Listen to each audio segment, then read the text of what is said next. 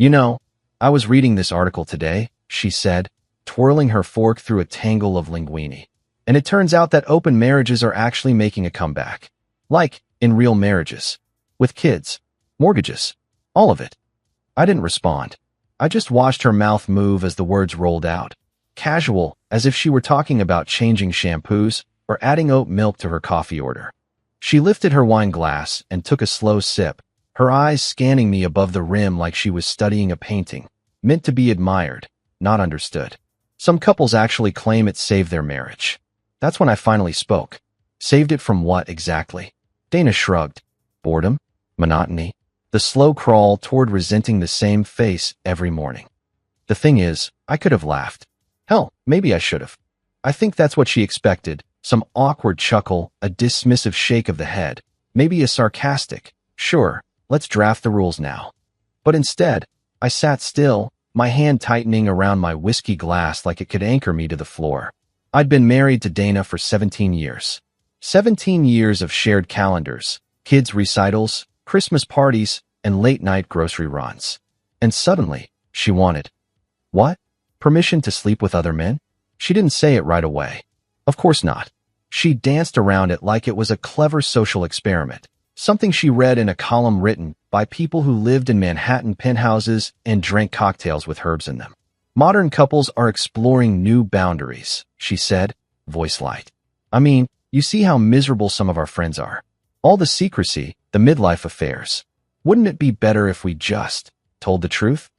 I stared at the candle between us. It flickered like it knew something I didn't. Truth? I asked, trying to keep my voice steady. The truth is, you want to sleep with someone else. She blinked, then smiled. Not sweetly. Not kindly. No, this was that smug little tilt of her mouth I'd seen her give realtors, baristas, and dry cleaning clerks she didn't think measured up. That's not what I said. But it's what you meant. Dana reached across the table and laid her hand on mine. Her nails painted a dark maroon that matched her lipstick. Jack, don't be dramatic. I love you. I'm just saying, maybe we don't have to pretend we're the same people we were when we got married. Maybe we allow some breathing room. Breathing room.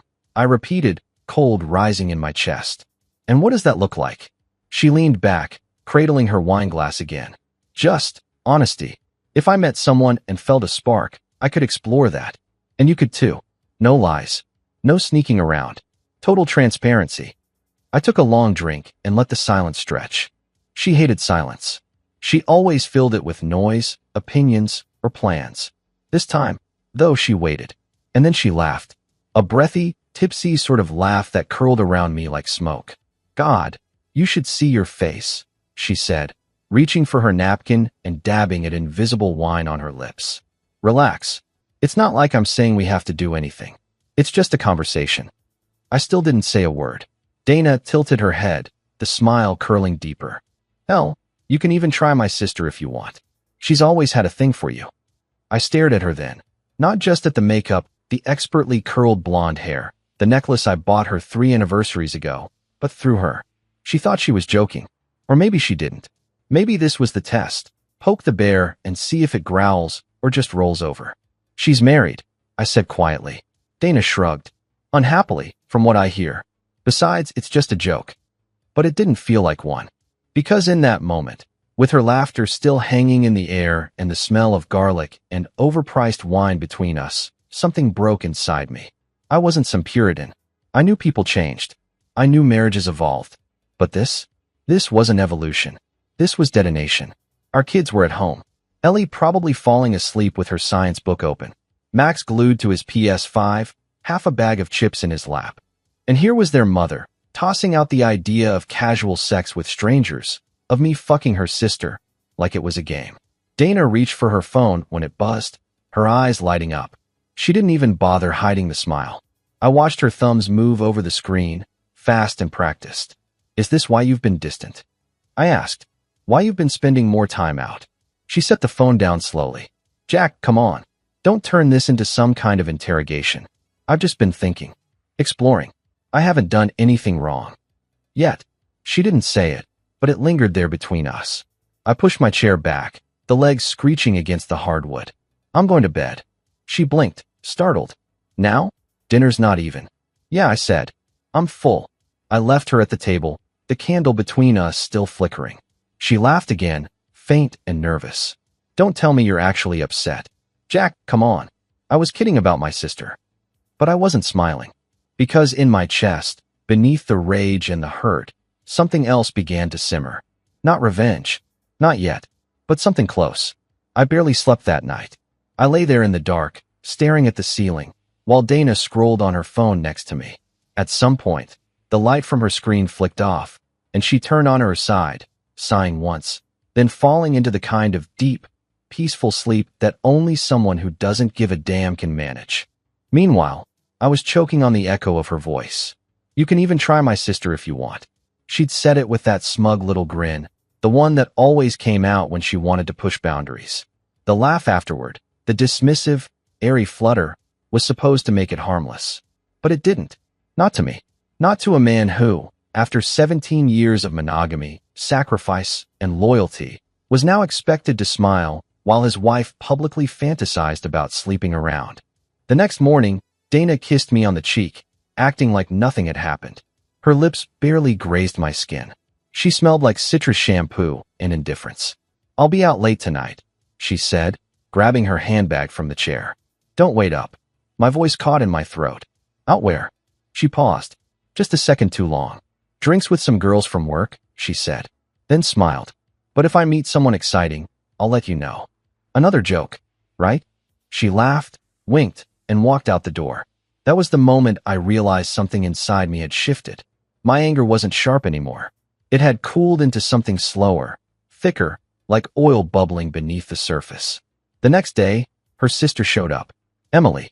We weren't especially close, but there was always a natural warmth between us. She was younger than Dana by 4 years, divorced, no kids. More grounded. Less venomous. She came by to drop off some books for Ellie, science fiction novels she thought my daughter would love. I opened the door, and there she stood in jeans and a pale yellow sweater, her auburn hair up in a loose bun, sunglasses perched on her head. Her face lit up when she saw me. Hey, Jack, she said. Didn't know you'd be home. Works remote today, I lied. Truth was, I just didn't feel like leaving the house.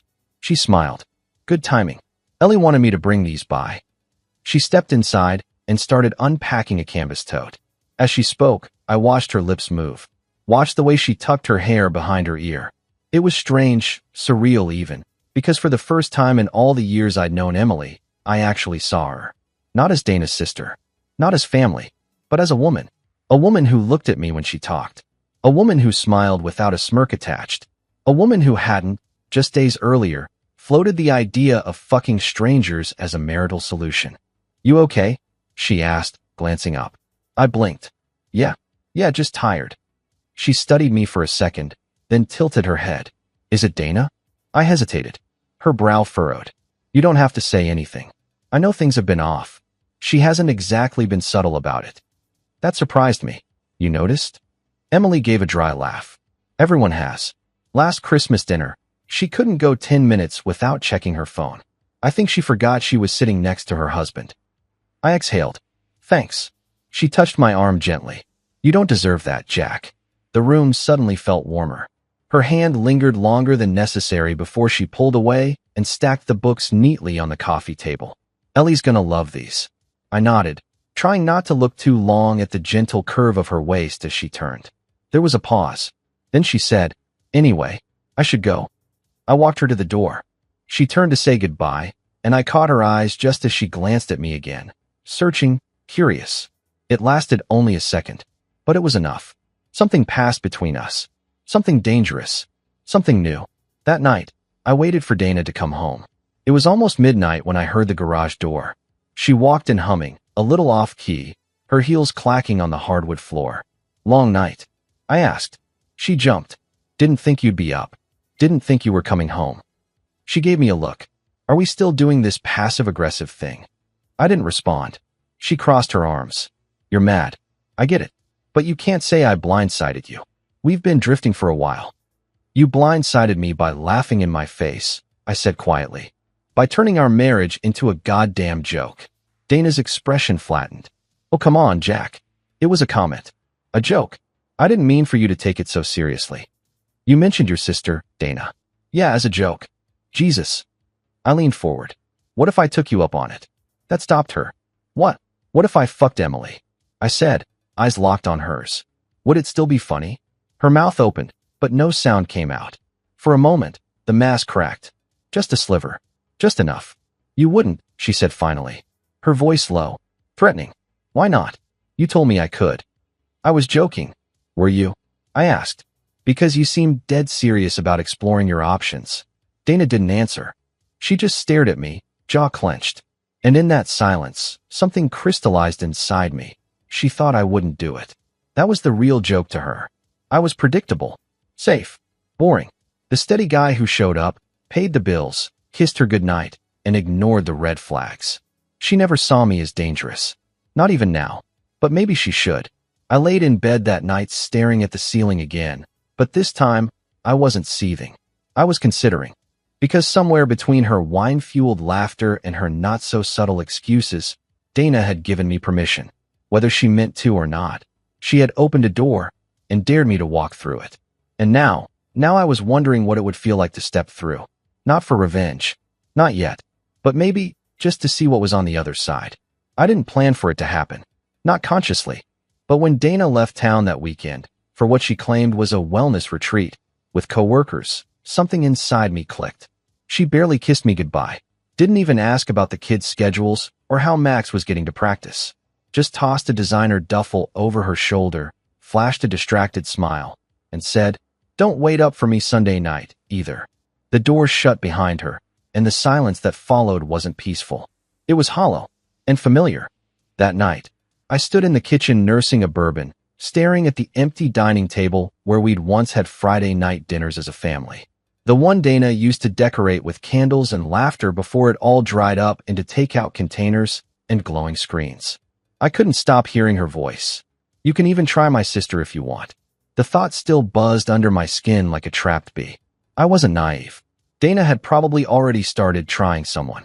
I could see it in the subtle upgrades, the way she dressed, the careful way she applied her makeup now, the sudden gym obsession, the untouched salad bowls when we used to eat steak, the flirty, saccharine voice when she was on the phone and thought I wasn't listening. And I knew, deep down, that she didn't expect me to do anything in return. But Emily was different. The following morning, Ellie reminded me that her science fair materials were still at her aunt's place. Something about glitter paint and a solar system diorama they were working on together. "Can you drive me over to Auntie M's?" she asked. She said she'd be home all day. And just like that, the door cracked open. When we arrived, Emily greeted us in leggings and a faded college hoodie. Her hair was damp, piled loosely on her head, cheeks flushed like she'd just stepped out of the shower. No makeup, no performance, just Emily, warm and soft and real. "Hey," she said, brushing a strand of hair behind her ear. "Ellie, I've got the Mars stuff in the dining room. Go nuts." Ellie bolted inside, babbling about the rings of Saturn. Emily looked at me. "You want coffee?" I nodded, stepping in behind her. She poured 2 mugs, handed me one, and leaned against the counter, one hip cocked, eyes flicking over my face. "You okay?" she asked. I exhaled. "Do I look okay?" "You look like someone who hasn't said everything they want to." I let that hang for a second before answering. "You remember what Dana said the other day? About the open marriage thing?" Emily's brow twitched. "Yeah, hard to forget." "She meant it," I said quietly. Her expression darkened. "Jesus, seriously? She even told me I could try you. Like it was funny. Like you were. On the menu." Emily straightened, her smile faltering. "You're joking. I wish I was." She shook her head slowly, setting her mug down. Wow. That's messed up, even for her." There was a long pause. I didn't fill it. Then she said, "And what did you say?" I didn't laugh. Emily turned to rinse her cup. The room was silent except for the trickle of water and Ellie's faint humming in the background. When she turned back, her eyes searched mine. "Is that why you brought it up? You trying to, what, take her up on the offer?" I stepped forward before I could talk myself out of it. "No," I said. "Not exactly." She crossed her arms, waiting. I've been thinking. About how far Dana's already gone. About how far gone we are." Emily's voice softened. "You think she's already with someone?" "I know it." Her eyes flicked away. Then she laughed. but it was brittle and thin. I can't tell if this is a confession or an opening line. Maybe both. Emily tilted her head. You're serious? I nodded. I haven't thought about anyone else for 17 years. Not really. But now I can't stop thinking about you. Her breath hitched, and for a moment, she didn't move. Then she took a slow step closer. This is dangerous, she whispered. I know. She's my sister. I know. She looked down. You're still married. Technically, I said, but I'm not sure she is. The tension in the air was electric, charged, volatile. Emily was close enough that I could smell the soap on her skin, warm and clean and fresh out of the shower. I didn't ask for this, she said softly. I know, but I've wondered. For years, if I'm being honest. That stopped me. You have. She nodded, her eyes locked to mine. You were always steady, kind, real. I used to tell Dana she didn't know how lucky she was. My heart pounded. I don't want to be a weapon, Jack, she said. Or a rebound. You're not. Emily's eyes were glistening now, emotion held in check with a tight grip. I don't know what this is, she said. But it's not nothing. No, I agreed. It's not. From the dining room, Ellie called out, Dad, can I borrow your phone for pictures? Emily stepped back quickly, wiping her cheek as if something had nearly escaped it. Go, she said, before she comes in here and starts asking questions. I nodded, heading toward the hallway. But just before I turned the corner, I looked back. Emily was watching me. Her lips parted, a hint of something burning behind her eyes. That look stayed with me for the rest of the day. It stayed through dinner, through Max's grunting teenage indifference, through the quiet stretch of hours where Dana used to call, used to check in, used to care. It stayed even longer when I lay in bed alone that night, staring at the dark ceiling, knowing exactly what had just happened between me and Emily. Nothing had been touched, but something had sparked, and there was no putting it out now. I started watching Dana the way a hunter watches rustling in the woods. She didn't try to hide it anymore, whatever she was doing. Her eyes were too bright when she got dressed up to meet the girls. Her smiles too slippery when I asked casual questions. Her phone now stayed on silent, face down, and always with her, like it contained classified intel. One night, while brushing her hair in the mirror, she sighed dramatically and said, I met someone interesting. Just like that. No shame. No hesitation. Oh yeah. I asked, voice flat. Mum, she hummed. Cute, smart. Funny. Great in bed, too. I blinked. She met my eyes in the mirror, holding my gaze like she wanted to see how deep the dagger would go. Don't look so shocked, she said. This is what freedom looks like, remember? I clenched my jaw, trying not to bite down on every word I wanted to say. But I didn't speak. I just left the room. Because the truth was, Dana's words didn't hurt the way they once would have. They didn't sting like betrayal anymore. They just felt like a door swinging further open. And my mind kept going back to Emily. The next weekend, Dana left town again. Work thing, she said. Don't wait up. This time, I didn't. Emily texted me that afternoon. Hey, Ellie left her jacket here. Want to swing by? I stared at the message longer than I should have. I could have sent Max. I could have said I'd grab it Monday. But I didn't. 20 minutes later, I was knocking on Emily's door with a tight chest and a mind racing in every direction but out. She answered barefoot, in yoga pants and a loose tank, the kind that clung gently to her curves and slid off one shoulder. Her hair was half up, a pencil holding it in place. Hey, she said, smile tugging at her lips. I swallowed. Hey, come in. I stepped inside. The house smelled like vanilla and clean linen. Calming. Nothing like the cologne-drenched chaos of my own home lately. I've got her jacket in the laundry room, Emily said, leading me through. I just washed it. Kid's been rolling in grass like a puppy. She handed it over, then hesitated. You want to stay for a bit? She asked. I was about to make tea. My silence answered for me. We sat on the couch, mugs in hand, a safe distance between us, but with an air so thick it was hard to breathe. You holding up okay? She asked. Trying. She nodded. Dana's really doing it, huh? Just out there. She's not hiding it. She wants you to react. I'm not giving her the satisfaction. Emily looked at me for a long second. Then she set her mug down and leaned back on the couch, tucking one leg under her.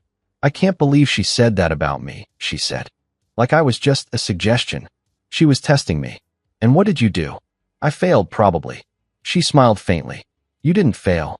I looked at her then, really looked. The way her collarbone curved gently into her neck, the way the fabric hugged her hips. She wasn't trying to be seductive. That's what made it worse. It was effortless, natural, magnetic. Our knees were almost touching. "You keep looking at me like that," she said, voice quiet. "And I'm going to do something I probably shouldn't." The words sat between us, heavy. "What if I want you to?" Emily let out a shaky breath. "Then you're more dangerous than I thought." I moved an inch closer, barely. The heat from her skin was pulsing against mine. "I haven't felt seen in years," I said. "I haven't felt wanted." She looked down. "You are. I've wanted to say that for a long time." "Why didn't you?" "Because you were hers." Her voice broke on the last word, and for a second, I hated Dana with a depth I hadn't felt until now. I reached out and touched her hand. Her fingers closed around mine. And then it happened, slowly, like gravity pulling two planets together. Our faces moved closer. Our breathing synced. The space between our mouths narrowed until it vanished entirely. The kiss wasn't soft. It wasn't gentle. It was a collision. Hot, sharp, desperate. She gripped the front of my shirt as I pulled her in, our mouths crashing together with years of buried tension.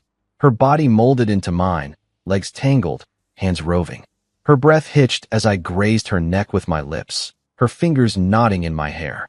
But then, just as quickly, she broke away. "Jack," she whispered, eyes wide, chest heaving. "I know. I can't. Not like this. Not yet." I nodded, forehead against hers. "I don't want to ruin you." She cupped my face. "You couldn't."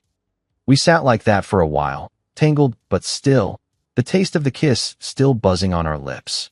Eventually, I stood, adjusting myself as subtly as I could. I should go. She didn't argue, just walked me to the door, her fingers brushing mine one last time. And as I stepped into the night air, something inside me shifted. This wasn't a game anymore. This wasn't some sick revenge fantasy. Emily wasn't a pawn. She was becoming the only part of this broken world that felt whole. And I knew, deeply, that no matter how hard we tried, the tension between us had reached a point of no return. Dana got home late the next night, smelling like hotel soap and cheap perfume.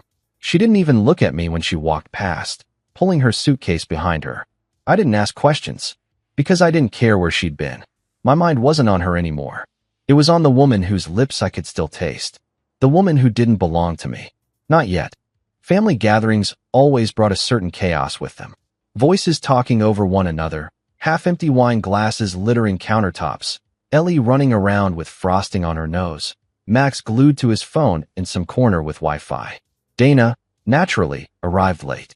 She floated in wearing something low-cut, bright red, and far too fitted for a backyard barbecue hosted by her own parents.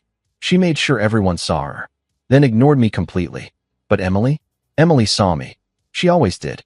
She wore a soft blue sundress that moved when she walked, tied loosely at the waist, neckline just modest enough to tease.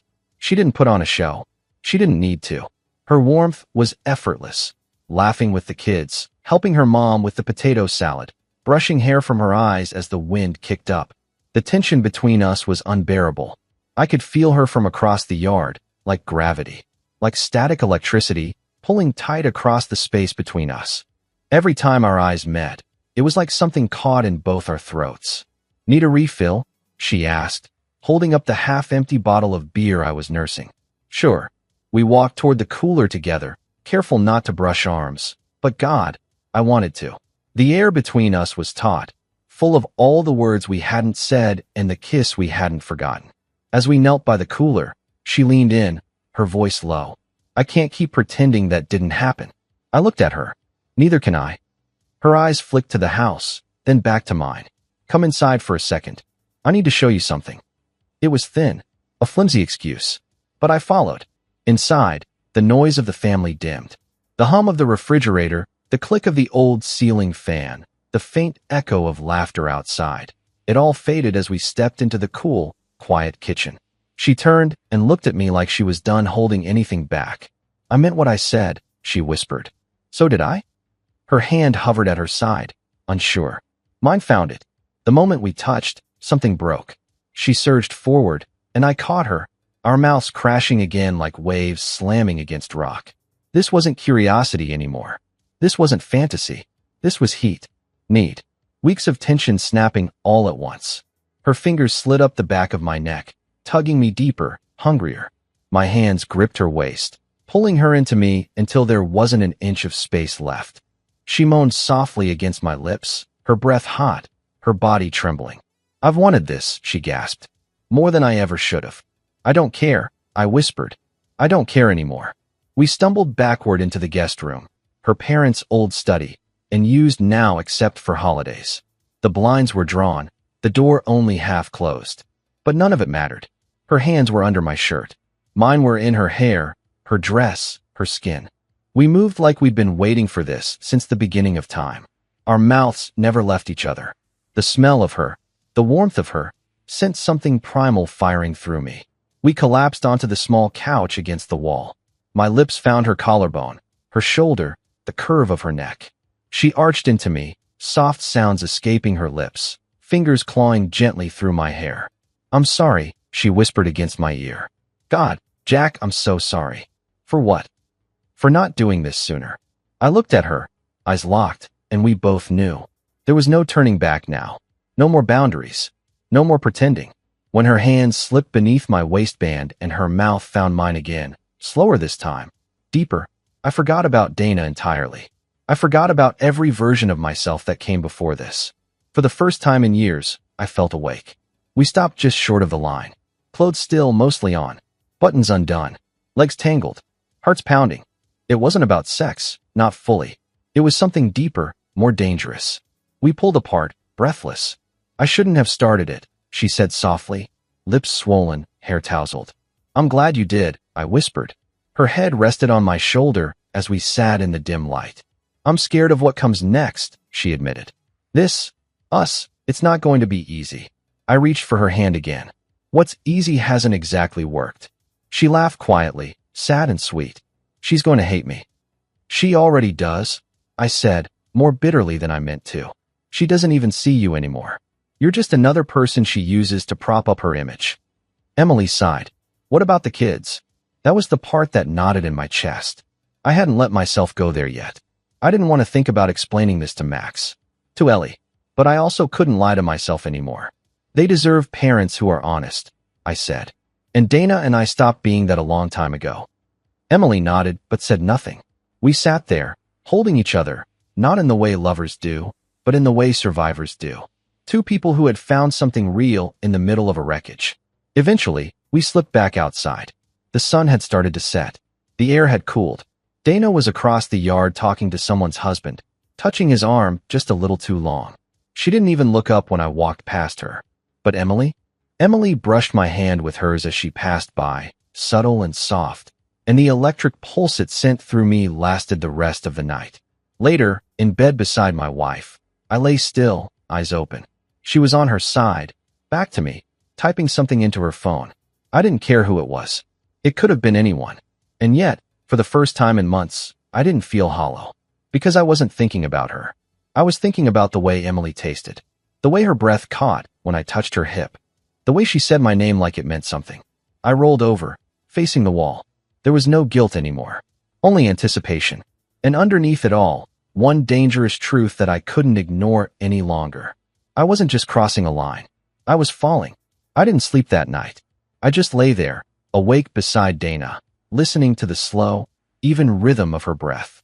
It used to soothe me once, proof that someone I loved was still there, real, breathing, constant. Now it was just noise, a reminder of everything that used to be true and no longer was. She didn't suspect a thing, or if she did, she didn't care. Around 2 a.m., I got up, went downstairs, and sat at the kitchen table in the dark, staring at nothing. My phone sat in front of me like a bomb I didn't know how to defuse. I wanted to text Emily. I wanted to say something, anything, that would explain the storm I felt inside. But I didn't know how to start. And more importantly, I didn't know where it would end. Because no matter how badly I wanted her again, no matter how good it had felt, there was guilt. Real guilt. Guilt that clung like humidity to my skin and wouldn't let go. It wasn't just about Dana, either. It was about the years, the history, the children, the life built on something that used to be good, even if that foundation had been crumbling for a long time. But that kiss with Emily, the way her fingers had gripped my shirt, The way her lips trembled beneath mine, it didn't feel like betrayal. It felt like rescue. And that's how I justified it. The next morning, I avoided Dana. She was in one of her post-weekend glow moods. Loose, smug, sipping on lemon water in yoga pants. Eyes puffy but happy. She hummed while scrolling her phone, pausing to smile at something only she saw. I wanted to ask who. I didn't. Instead, I took Max to football practice, then swung by the grocery store to grab a few things. That's where I saw Emily. She was in the produce section, staring down at a bag of oranges like it might bite her. For a second, I almost walked away, but she looked up at that exact moment, and our eyes locked. Her smile was soft. Sad. Hey, she said. Hey. She looked around. You alone? Yeah. Dana's at home, pretending she just got back from yoga. Emily let out a quiet laugh. I've been replaying yesterday in my head over and over. Same. We stood awkwardly between fruit baskets and old love. People walked past us without a second glance.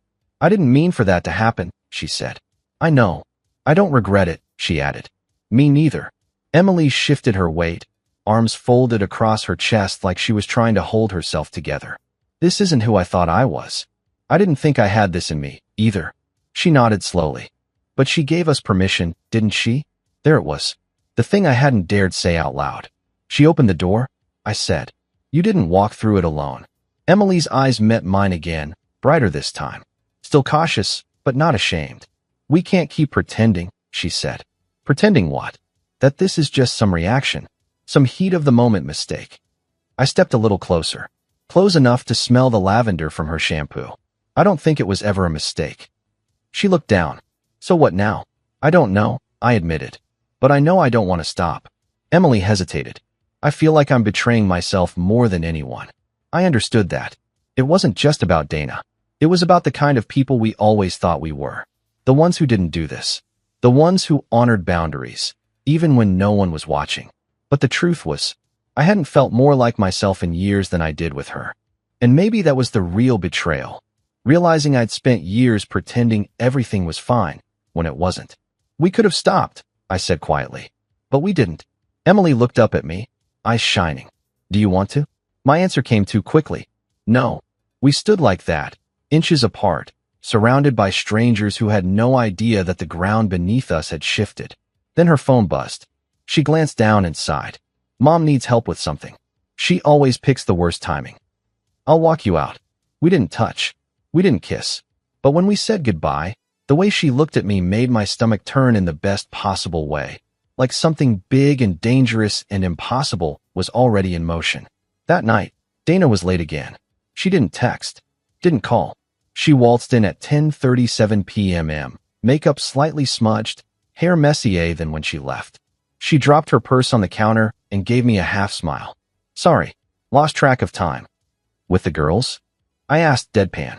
She grinned, eyes sparkling with something she wasn't even trying to hide. Let's call it that. I just nodded. Good for you. She tilted her head. That's it.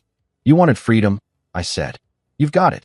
Dana walked past me toward the stairs, pausing only to say, Don't act like you're above it, Jack. You've probably thought about using that little sister clause more than once. I didn't respond, because thinking about it, that was long past. Later, in bed, Dana was already asleep when I checked my phone again.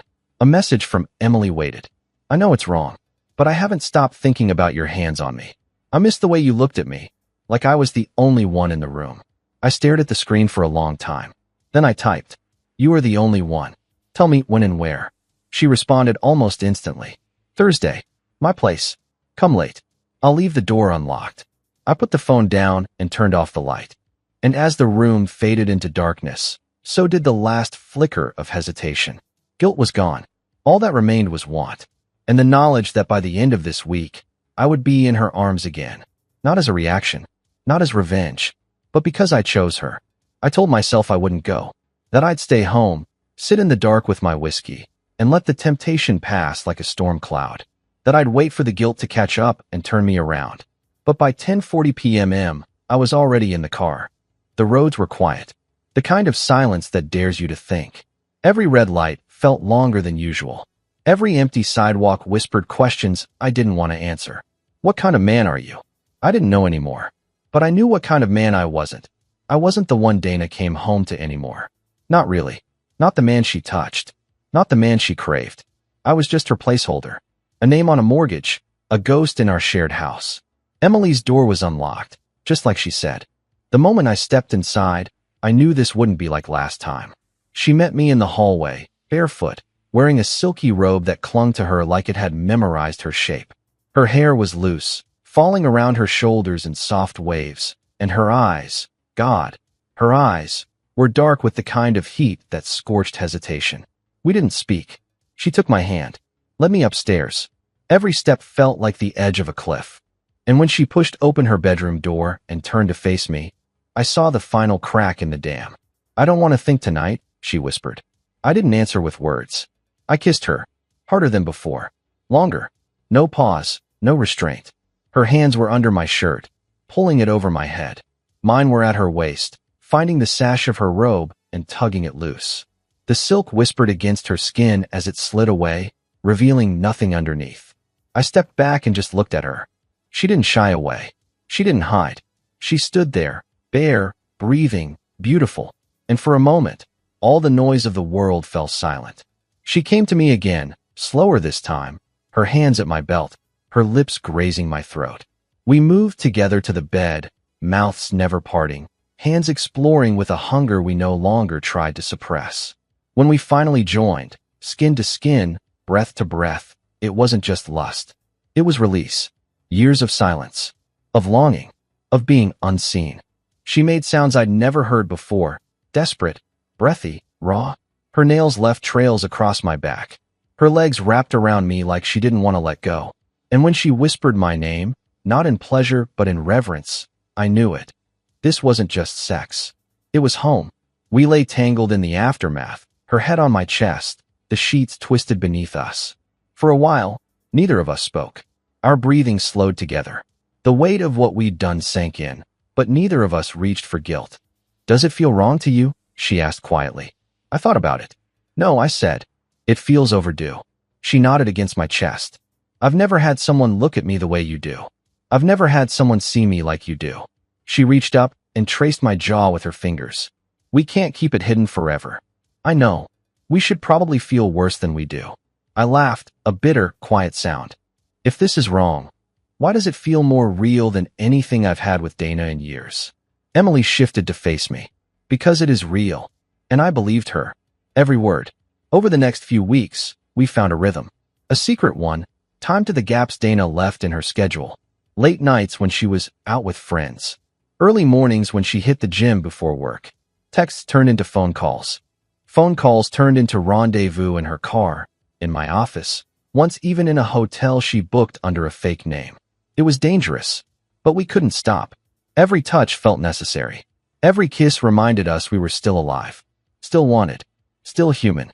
Sometimes we just lay together, fully clothed, holding hands in the dark and talking about nothing. Other times it was frantic, clothes shed in seconds, bodies crashing together like waves in a storm. But always, there was feeling, something deeper. Something that made me dread going home again. Because the distance between me and Dana had become a chasm. She didn't question the changes in me. If anything, she seemed smug, like she assumed I'd finally accepted her new terms. I'd stopped asking where she was going. I no longer stayed up waiting. We were two strangers under the same roof, living separate lives with just enough overlap to fool the neighbors. She had no idea I'd found someone else.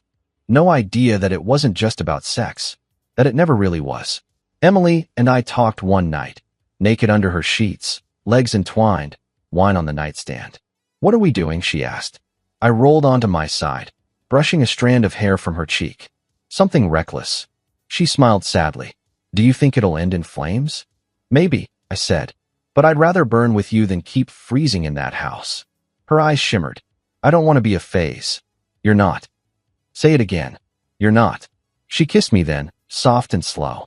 And I kissed her back with the kind of hunger that doesn't just come from the body, it comes from the soul.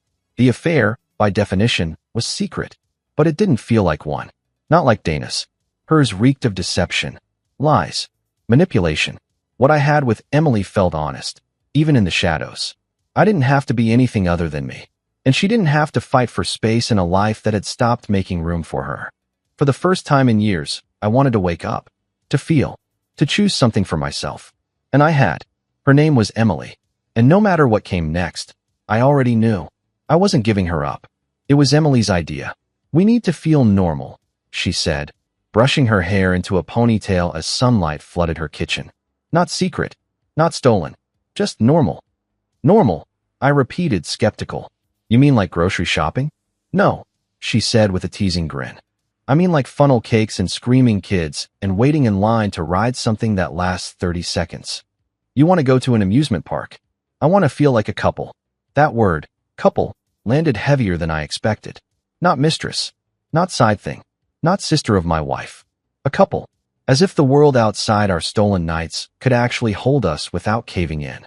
So that weekend, I found myself standing next to Emily at the gates of Ridge Hollow Amusement Park, sunglasses on, baseball cap low, pulse hammering with nerves. Relax, she whispered, looping her arm through mine. We're just two people enjoying a day off. Nobody here knows us. Except someone did. But we didn't know that yet.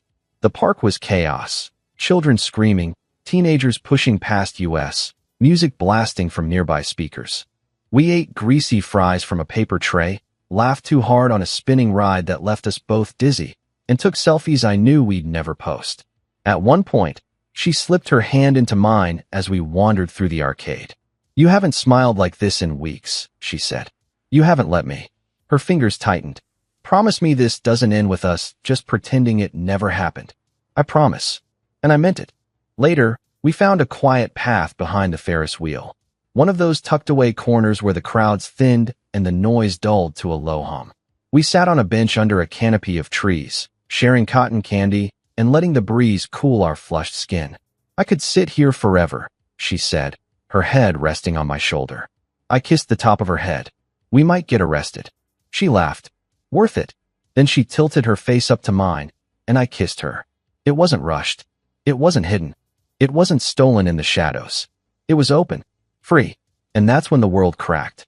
Her name was Mia, one of Dana's friends. The smug one with the high eyebrows and perpetual glass of wine in hand at every party. The one who always seemed to know too much, say too little. I saw her first. Across the path. Frozen mid-step. A large iced coffee in one hand. Her phone in the other. And then the phone came up. She snapped the picture before I could even blink. Emily hadn't seen her yet. Mia, I muttered. She looked up, confused. What? Mia, I repeated. Dana's friend. Over there. Emily turned just in time to see her vanish into the crowd. She went pale. Do you think? She saw. She took a photo. Emily's hand slipped from mine. We need to go. The car ride back was silent. Not angry. Not regretful. Just heavy. Like the weight of 1,000 decisions had landed all at once. She's going to tell Dana, Emily said quietly. She probably already has. She took a photo. I know. Emily looked out the window. I was stupid, thinking we could just be in public, like this was real. I reached over and took her hand again. It is real, but it's going to feel a lot less real when your wife shows up screaming at my door. I didn't answer, because I didn't know if Dana would come for her first, or me. But I knew someone was about to burn. By the time I got home, the house was still. Too still. Dana wasn't in the kitchen, not on the couch, not in the bedroom. But the silence? That was unmistakable. The kind that comes right before the storm. Then I heard it. The clink of ice in a glass. She was on the back porch, swirling amber liquid in a tumbler. The same whiskey I kept hidden in the cabinet above the fridge. She didn't look up when I stepped outside. Good day at the park? She asked flatly. I stood behind her, hands at my sides, heart pounding. She sipped. Funnel cake? Roller coasters? Long walks under the Ferris wheel? I said nothing. Then she turned to face me, and I saw the rage in her eyes, coiled tight, waiting to strike. You want to explain why I got a photo of you with my sister, kissing like you were about to fuck behind the cotton candy stand? I opened my mouth, but she didn't let me speak. No, she said. Don't insult me with excuses. Don't you dare. Dana. She threw the rest of the whiskey at my chest. It hit cold, sharp, soaking into my shirt as the glass clattered on the deck. You told me I could, I said, voice quiet. What? You told me. Back at dinner. You joked. You can even try my sister. That was a joke. No, I snapped. It was a dare. You just didn't think I'd have the balls to take it. She stared at me, stunned. I was a joke to you, Dana. Our marriage. Me. You already had one foot out the door when you made that comment. Don't get mad because I finally followed you through it. With my sister, she screamed. She saw me. She still does. Dana's jaw clenched.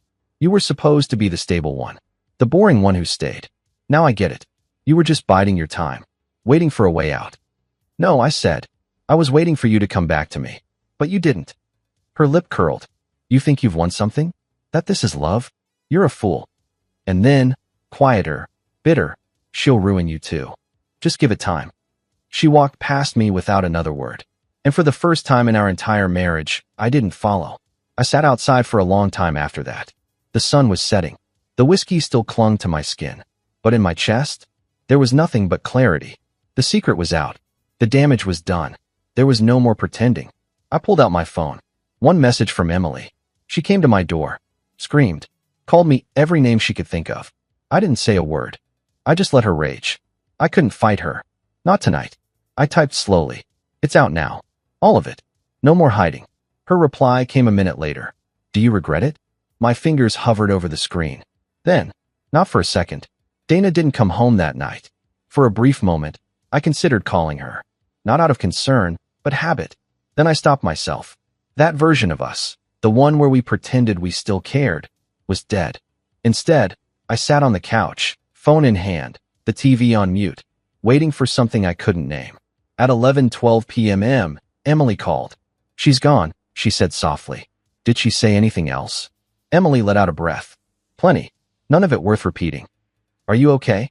She threw one of my candles, knocked it off the shelf. Jesus. I didn't stop her. Just let her get it all out. I think she needed someone to blame more than she needed answers. There was a pause.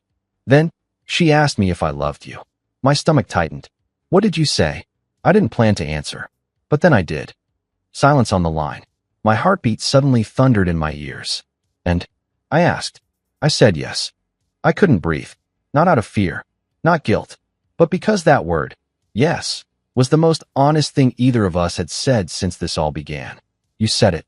I whispered. I meant it. I didn't respond right away. Just sat there, heart pounding, knowing everything had just changed. I love you too, I said. I didn't know how much until now. Another pause. This one heavier. She's going to ruin us if she can, Emily said. She wants blood. She can try. The next morning, Dana returned like a hurricane. She burst into the house with a fury I'd only seen in glimpses. Eyes wild, hair a mess, lips drawn into a tight, trembling line. You lied to me, she spat, slamming the door so hard the picture frames on the wall rattled. No, I said, standing in the living room. I just stopped telling you things you stopped caring to hear. She stormed toward me, jaw clenched. You told me you loved me. You built a life with me. And then you burned it down. I gave you freedom. No, Dana. You gave yourself an excuse. You never intended to play fair. You wanted me to stay quiet while you explored every stranger's bed like it was your right. And so you went for her, she hissed. My sister? You had the entire world, Jack. You could have picked anyone. She didn't feel like anyone. She felt like the first real thing in years. Dana's hands balled into fists. She's pathetic, always hiding behind me. She was jealous of my life, my husband, everything. You think this makes you special to her? No, I said, my voice calm. I think it makes me seen. That stopped her. For a moment, the anger dropped from her face like a mask. Behind it, something more honest. Hurt, confusion, maybe even regret. You don't love her, she said weakly. You can't. I didn't blink. I do. Dana stared at me like I'd just spoken a foreign language. As if that phrase, those 3 words, had once belonged exclusively to her, and now they were someone else's. You were supposed to come back to me, she said. No, Dana. You were supposed to fight for me. But you didn't. You walked away the moment things stopped thrilling you. She backed away slowly, arms folded like armor. She'll destroy you, she said. This isn't love. It's a trauma bond. You're addicted to the drama. Or maybe, I said, I'm just tired of being invisible. It didn't take long for the fallout to spread. Dana told everyone. Her parents, my parents, her friends, neighbors, the PTA board. the barista at her favorite cafe. She weaponized every conversation, spinning a story where she was the betrayed, the broken, the saint who had opened her marriage in a moment of trust only to be stabbed in the back by her sister and her spineless husband.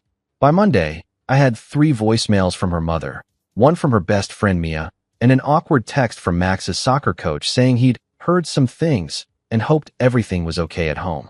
The gossip burned hot and fast, but Emily stayed quiet. She didn't fight back. She didn't post vague messages or try to defend herself. She just showed up when I needed her, arms open, voice steady. "I'm not running," she told me. "If this gets ugly, it gets ugly. But I'm not going anywhere unless you tell me to." "I won't." "You mean that?" I stepped closer, took her hand. "I mean all of it." She nodded. "Then we'll survive this." That night, I stood in the kitchen staring at the counter, where the photo Dana had printed and left behind still sat. Me and Emily, sitting on the park bench, mid-kiss, eyes closed, lips soft, hands intertwined. Not scandalous, not obscene, but intimate, real, proof that what we had wasn't a mistake. Dana meant for it to shame us. Instead, it reminded me why I'd fallen. Not because I wanted revenge, not because I wanted excitement, but because I wanted her. Because I finally allowed myself to want something for me.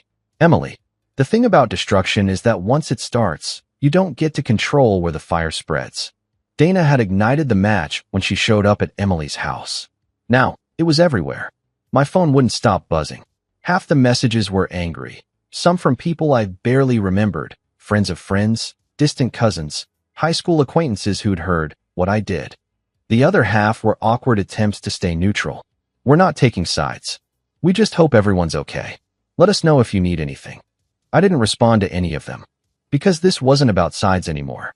This wasn't just a messy breakup or an affair exposed. This was a rupture. Of family.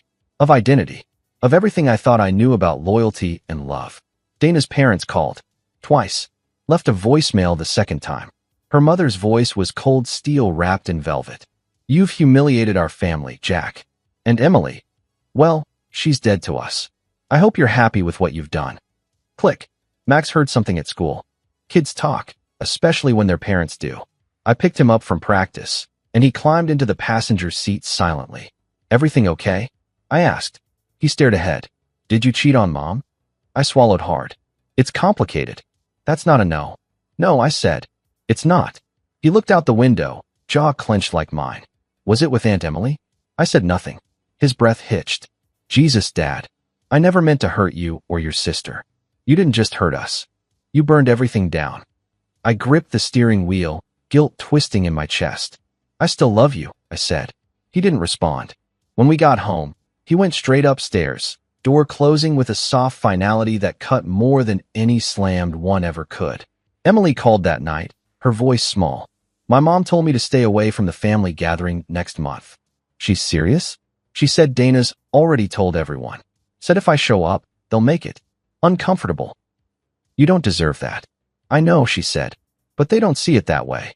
To them, I'm the traitor, the one who took something that didn't belong to her." "You're not." There was silence on the line. Then she asked the question I'd been avoiding.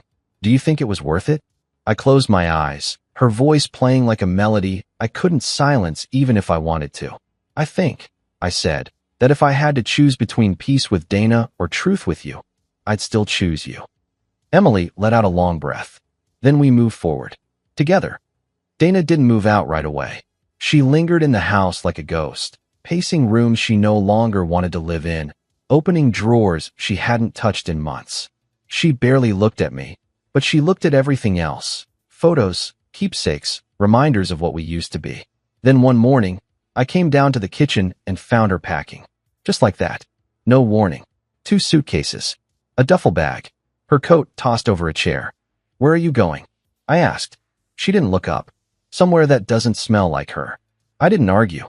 She zipped the last bag and stood, eyes red but dry. "You know, I used to believe we were unshakable," she said. "I thought I could do whatever I wanted, and you'd still be there. You weren't wrong. I was cruel," she admitted. "But you were cowardly." "I know." She walked past me, stopping only at the door. She was always second to me. That's how she lived her whole life, under my shadow. And now, suddenly, she thinks she's won. I met her gaze. She didn't win anything. She earned what you threw away. Dana blinked hard, lips parting like she had something else to say, but nothing came out. She left without another word. And just like that, the chapter closed. Ellie asked questions later that week. She was too young to fully grasp the weight of betrayal, but old enough to sense that something in our world had fractured. "Why is Mom living somewhere else?" she asked at bedtime. I knelt beside her bed, brushing hair from her face. Sometimes people grow apart, and when they stop being kind to each other, they need space to figure things out. She frowned. "Are you getting divorced?" "We're working through things." "But you love Aunt Emily." The words made my heart stop. "What makes you say that?" I heard Max yelling. "He said you ruined everything for her." I sat down slowly. I never meant to hurt anyone. Ellie's eyes searched mine. "Is love supposed to hurt people?" "No," I said quietly. "It's supposed to make you feel safe, and happy, and seen." She nodded like she understood more than she should. "Then I hope you find love that doesn't hurt anymore." I kissed her forehead and turned off the light. That night, I cried for the first time since everything exploded. Not for Dana, not even for Emily, but for my children, watching the scaffolding of their home collapse while we all pretended we could still live inside it. Emily moved in 2 weeks later. Quietly. No big declarations. No shared Facebook status updates or pictures of us painting the living room.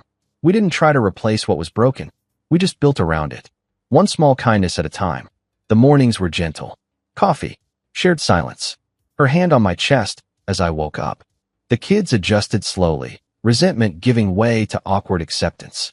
Max didn't speak to her at first, but one morning, I caught him asking her where we kept the measuring cups. It was a start. As for the world outside, some friends vanished. Others stayed. But we didn't chase anyone. We didn't justify. We lived. Flawed but honest. Together. And as I lay beside Emily one evening, her head on my shoulder, her hand resting on my chest, I realized something. Sometimes, we only find what we truly need by burning down what we thought we couldn't live without. And in the ashes, we get to choose what we build next. Spring came slowly that year. The kind of spring that doesn't announce itself. No dramatic warmth, no sudden bloom. Just a quiet easing of frost, one morning at a time. And in a way, that was how life started to feel with Emily, like a slow thaw. Not a fairy tale, but real, honest, steady. The dust had settled, and what remained was us. It didn't happen all at once. Some days still carried echoes of everything we'd lost. But most mornings, I woke up to sunlight on the sheets and the soft sound of her breathing beside me. And I remembered that peace doesn't always come loud. Sometimes it's just knowing the person beside you sees you for who you are, and stays anyway. Dana officially filed the divorce papers in late February. There were no fights over property, no custody battles. By then, the kids had adjusted to the new normal.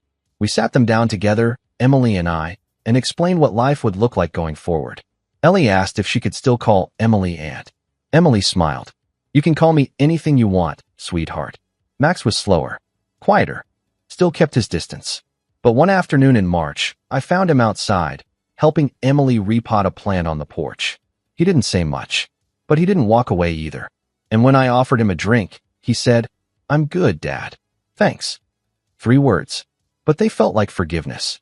Dana, meanwhile, moved into a sleek new apartment downtown. Glass walls, designer furniture, close to all the things that kept her feeling important. I saw her once in the parking lot at Max's school. We didn't speak. She was wearing sunglasses, even though it was cloudy. Emily reached out to her once. A simple message. "I hope someday we can talk like sisters again." Dana didn't reply, but she didn't block her, either. That, I suppose, was its own kind of grace. The wider family remained fractured. Emily's mother still wouldn't speak to her. Some of the cousins sent cryptic, judgmental messages. The holidays were different, smaller, quieter, but not worse. Just ours. In April, Emily and I took a weekend trip to the coast. Not far, just far enough to breathe. We walked the boardwalk barefoot, ate fish tacos on paper plates, watched the sunset from the balcony of a tiny rental with sand stuck in the sheets. "I didn't think I'd ever get to have this," she said, sitting beside me, legs tucked under a blanket. "Have what?" "This kind of peace." I took her hand. "Me neither." She looked at me for a long moment. "Do you think we'll always be seen as what we did?" I knew what she meant. Not lovers, not partners, but cheaters. Homewreckers. The couple that started with betrayal. People will think what they want, I said. But we know what it took to get here. And we didn't steal this. We fought for it. Emily smiled. I don't want to live in shame. You're not allowed to, I said. Not in this house. Not in this life. She kissed me, slow and certain. And just like that, the last of the shame began to die. A year later, we were walking through the farmer's market on a Sunday morning. Emily held Ellie's hand while I carried 2 bags of vegetables Max pretended not to care about. He had earbuds in, but kept glancing over when we passed the fresh-baked bread table. At some point, someone I didn't recognize walked up to me. A middle-aged woman with sharp eyes and a camera around her neck. You're Jack, right? I nodded warily. I am. You're the guy who left his wife for her sister. Emily turned slightly, her smile fading. I stepped in. I'm the guy who stopped lying about being happy, I said, and found someone who made me want to be honest again. The woman blinked. Huh. Then she just walked away. Emily looked at me, her eyes wide with surprise. You didn't flinch. I shrugged. I don't owe anyone an explanation. She reached for my hand and squeezed it tightly. Neither of us said another word. We didn't need to. The house we moved into wasn't fancy, but it was ours. Every corner held something we'd chosen together. The coffee mugs, the plants by the kitchen window, the bookshelf full of titles we promised we'd read one day. There were still hard days. Days where Emily missed her family. Days where I missed the ease of being unremarkable. But then there were days where Ellie would crawl between us on the couch and fall asleep with her head on Emily's lap. Or when Max would ask for advice before a date, and I'd see them both looking at her, not like an intruder, but like someone they trusted. And I knew this was the right path, no matter how it started. Sometimes I think back to that night at the dinner table, Dana laughing, red wine in hand, dropping the line that would change everything. You can even try my sister if you want. She thought it was a joke. But for me, it wasn't. It was a door, a challenge, a crack in the wall I hadn't dared peek behind. And when I stepped through, I didn't just find revenge. I found truth, that I was tired of pretending, tired of being passive while my marriage became performance art, tired of keeping my head down while my wife sought thrills and told me to applaud from the sidelines. Emily didn't tempt me away. She caught me as I was already falling. And now, as we walk hand in hand through this new life, scarred but standing, I don't feel like a man who lost something. I feel like a man who finally claimed it.